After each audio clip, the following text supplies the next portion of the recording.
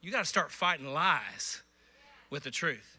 You have the liar that's in your ear all day long trying to tell you something. And when the enemy comes in, he tries to tell you this is true. But when he tells you something, you need to say, no, the word says this. It says, I am an overcomer. I am a child of God. I am a new creation. The old things have passed away, and therefore I am new now. You have to sometimes speak those things, and that's what Jesus did. The devil came after and tempted him all over the place, and Jesus said, it is written. And he ran. Renewing is going, here's a good one. Renewing is going to God sooner with your thoughts and troubles rather than later. How many is guilty of that? I love everybody's participation today. When the day goes on and you don't change your way of thinking, it gets harder and harder and harder to get over that mind, right? If you wait till the end of the day, your mind is a mess. It makes it harder to get over it because your mind has been flooded and inundated with lies all day long. But when you go to him right away, I'm talking about right as soon as you start having that thought. As soon as, I'm trying to be practical. I don't care if you're in your car. I don't care if you're in your bedroom. I don't care if you're at work. Sometimes at work you got to. I'm with my employees, I'm kidding. I'm getting in trouble. But sometimes you got to take that thought captive wherever you are, because if you let it go all day long, before too long, it's turned into something that it really never was. You ever had a problem and all of a sudden it's went so many days and weeks and you've dreaded it and it turned into something big, and then you got to take our thoughts captive. 2 Corinthians 10:5 says this: we demolish every argument and every pretense that sets itself up against the knowledge of God. And we take captive every thought, and we make it be obedient to Christ. Here's an example. Y'all want an example? That's hard to read. Here's an example. I saw a spot on my arm. I've never seen this spot before.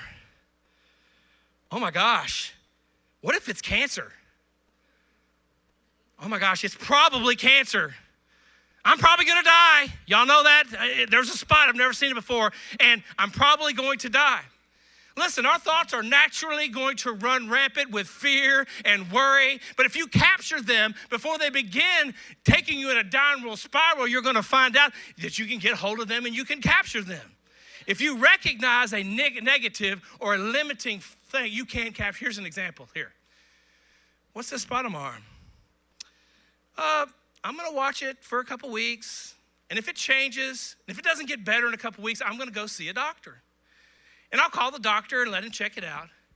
But in the meantime, I'm going to trust God that he is in control.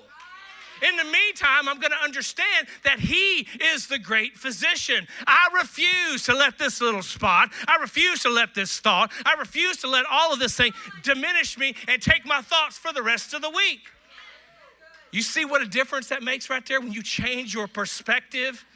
Listen, I grew up in a very, very negative home, and I still battle with negativity. And sometimes I have to take a thought and say, no, because my natural tendency is to go downward.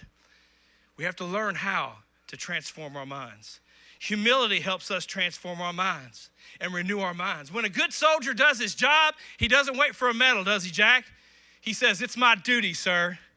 That's the kind of humility that we need in God's army. Hey, we don't have to have all the accolades. We don't have to have the position. We don't have to have everything else. We just need to do our job. Humble yourselves. James 4:10 says this. It says, humble yourself in the sight of the Lord, and he will lift you up. Being in right relationship with God starts with humility, and humility, being humble, means you don't inflate yourself.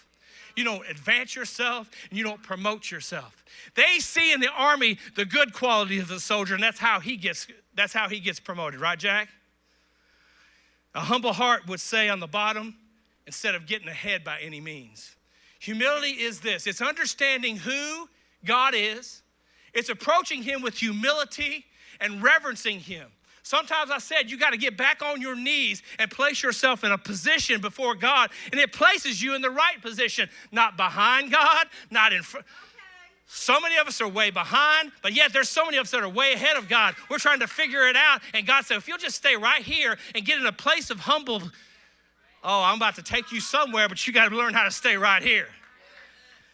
When we get in the right position, we can actively hear what God is saying, and we can be right where he wants us.